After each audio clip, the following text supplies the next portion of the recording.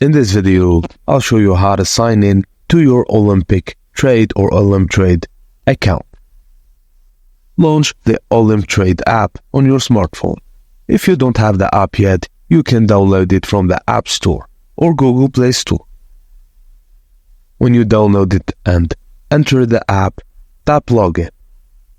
Input your registered email address and password. If you signed up using a social media account as Facebook or Google, tap them. After entering your credentials, tap the Login button to access your account. And it is the same process goes for the desktop version of Olymp Trade or website. Visit the website, click Login, enter your credentials, and then click on Login. If you've forgotten your password, you can use the Forget Password option on the login page to reset it. And that's it, guys. Thank you for watching, and please don't forget to like and subscribe for more.